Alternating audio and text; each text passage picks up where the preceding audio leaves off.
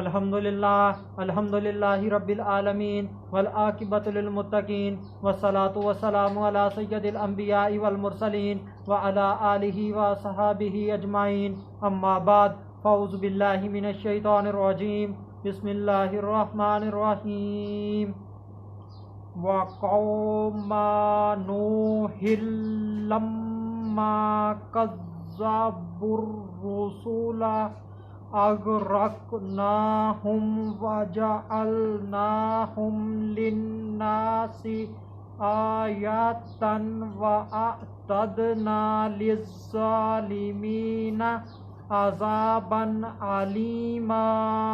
सदक़ल्लाहुल अज़ीम।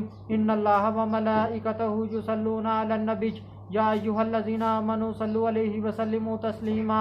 अल्लाहुम्मा सल्लि अला सय्यिदिना व मौलाना मुहम्मदिन व बारिक व सल्लिम व सल्लु अलैहि।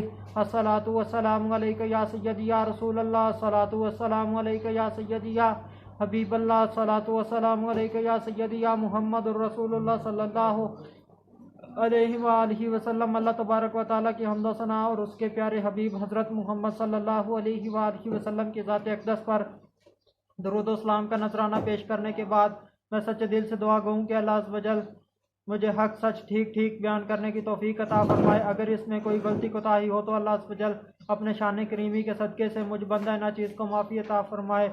और दुआ गूँ कि अल्लाह अज़्ज़ व जल मेरे हाज़रीन नाज़रीन सामीन के माल जान इज़्ज़त आबरू में बरकत अता फरमाए। दुआया कलिमात के बाद आज का जो मेरा उन्वान है वो है कौम नूह की तबाही। खुतबा के अंदर तलावत की गई आयत करीमा सूरह फुरकान आयत नंबर 37 पारा नंबर 19। तर्जुमा।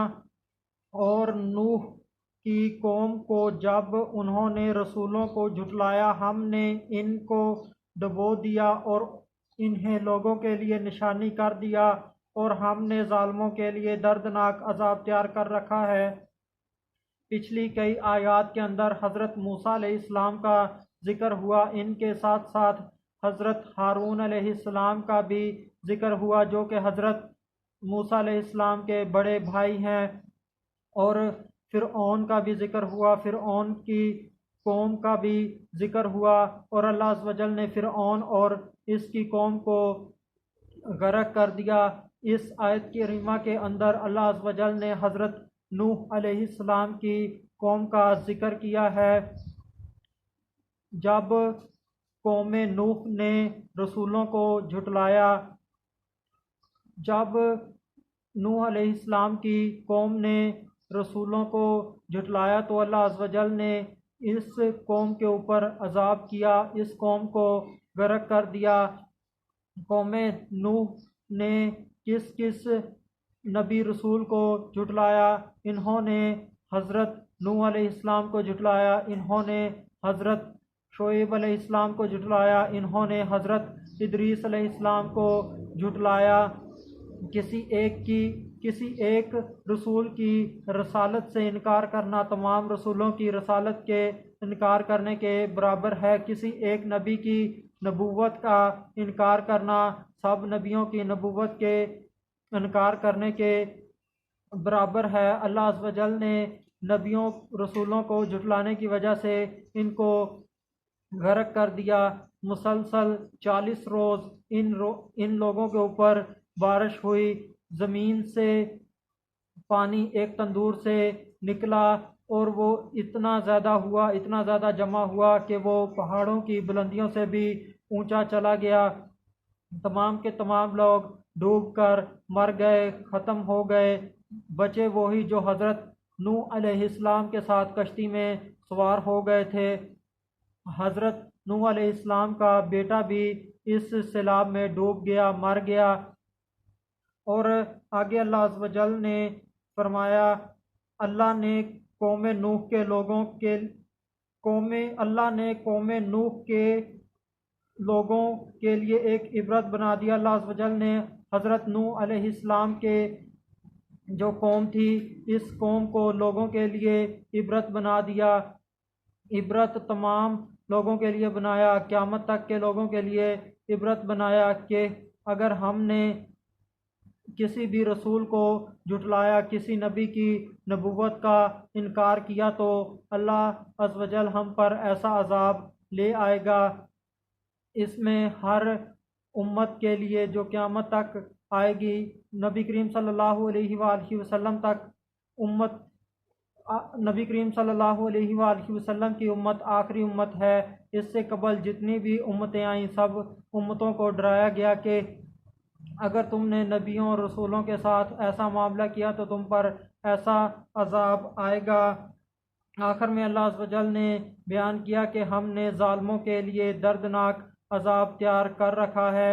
इन लोगों ने कहा कि कोई भी नबी रसूल अल्लाह अज़्ज़ व जल की तरफ से नहीं आता, अल्लाह अज़्ज़ व जल की तरफ से भेजा हुआ नहीं है। उन्होंने इन इन किसी पैगंबर को भेजने की ज़रूरत नहीं है।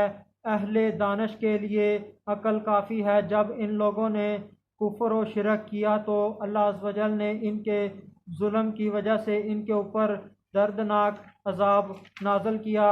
जिस कौम ने भी अल्लाह के किसी भी रसूल या नबी को झुटलाया, अल्लाह अज़्ज़ व जल ने इस कौम को, इस वक्त के लोगों को छोड़ा नहीं। अल्लाह अज़्ज़ व जल ने उन पर अजाब नाज़िल किया। अल्लाह अज़्ज़ व जल ने उन्हें तबाह बर्बाद कर दिया, उनको ख़त्म कर दिया। अल्लाह अज़्ज़ व जल ने उनको इबरत बना दिया, एक अलामत बना दिया।